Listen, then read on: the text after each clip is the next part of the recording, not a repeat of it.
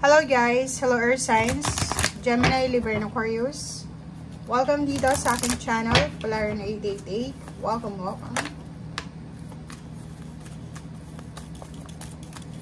Alamin natin kung anong messages, vibration, gabay, energy para sa lahat ng Earth Signs, Gemini, Libra, and Aquarius. Okay. Nakikita natin dito guys na ang focus sa araw na ito is posibleng pagliligawan or relationship, magkarelasyon na sila, kasal. Posibleng may dalawa dito na air signs na nagbabalak magpakasal.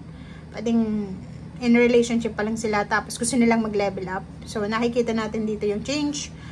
Gusto nilang baguhin yung estado ng kanilang buhay, relationship. So handa na sila para sa pagbuo ng pamilya, handa na sila sa pagpapakasal, or pwedeng handa na sila sa pag-travel together or paghahanap ng trabaho sa ibang lugar. So, nakikita natin dito guys na dalawang tao to na magkakampi sa buhay ang posibleng nagpaplano na baguhin kung ano yung takbo ng buhay nila. Good news. Posibleng makatanggap ka ng magandang balita sa araw na ito. Napakagandang balita. Kung makikita mo dyan, ang balitang ito is posibleng siya yung wish fulfillment mo. Isang napakagandang balita na pwedeng matagal mo nang hinihintay na magkukos siya or pwedeng magiging dahilan siya ng selebrasyon sa buhay mo. Yun nga, pwedeng may matutuloy ng kasal, imbitado sa kasal, or posibleng yung wini-wish mo, relationship. Relationship talaga to, itong stars na to. 16 doon. Sinasabi ng barahan na may good news ka na matatanggap tungkol sa pinaplano mong kasal, pinaplano mong travel, or pinaplano mong okasyon. Okay? So, comment down below if resonated ka dyan.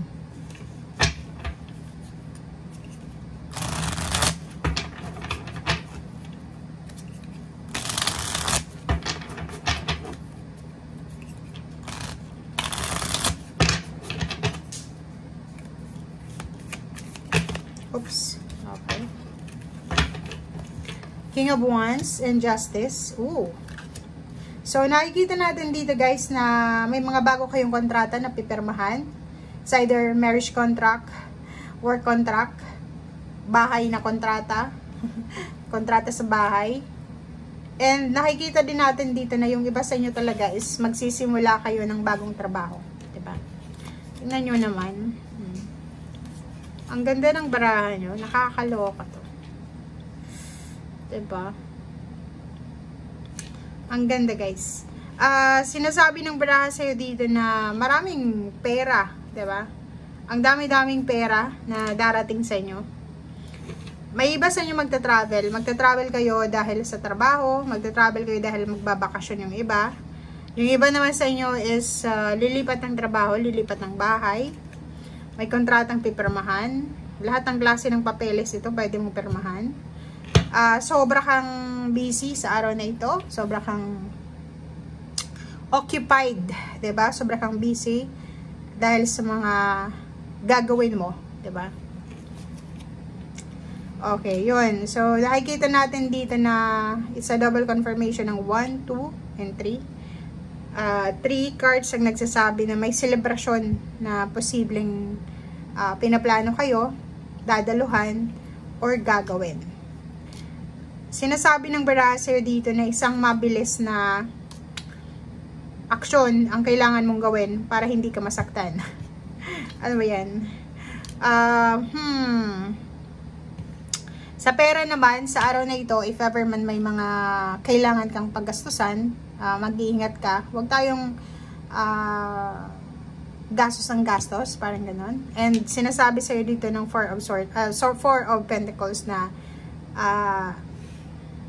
kailangan mong i-keep yung pera mo. Kailangan mong bantayan para hindi ka daw manghinayang.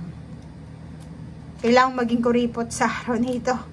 Okay? So, nakikita ko sa'yo dito, naghihintay ka ng pera. May naghihintay sa inyo ng pera, sweldo, trabaho. And, yung iba sa inyo dito, may mga gustong gawin. Pero nagdadalawang isip kayo. Yung nakikita ko is travel. Pwedeng nag-iisip kayo kung itutuloy nyo ba yung travel or hindi.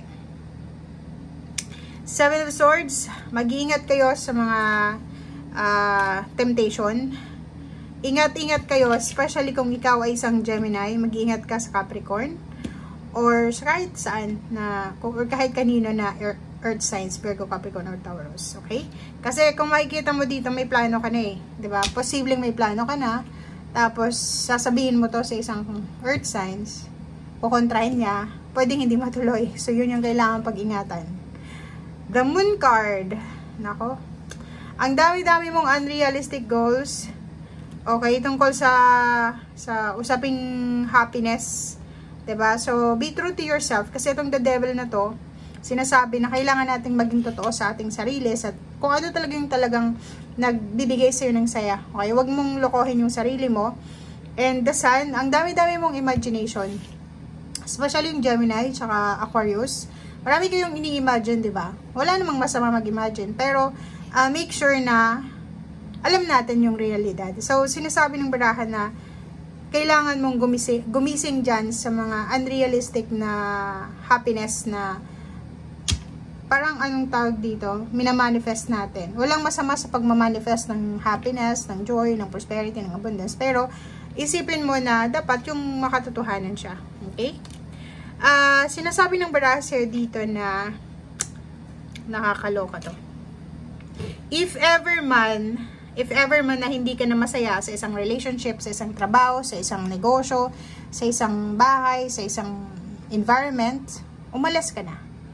Okay? Mas unahin mo daw yung peace of mind mo. Mas unahin mo daw kung ano yung magbibigay sa'yo ng kapayapaan. 'Di ba? May choice ka. Sinasabi ng Barasir dito na huwag mong iisipin na wala kang choice kasi maraming choices ka na pwedeng pagpilian. And huwag kang magpanic. Huwag kang magpanic. As long as na yung ginagawa mo or gagawin mo sa ngayon is para sa peace and harmony ng buhay mo, gawin mo siya. Okay? Huwag kang mag-isip na, baka magalit si ganito, ganyan.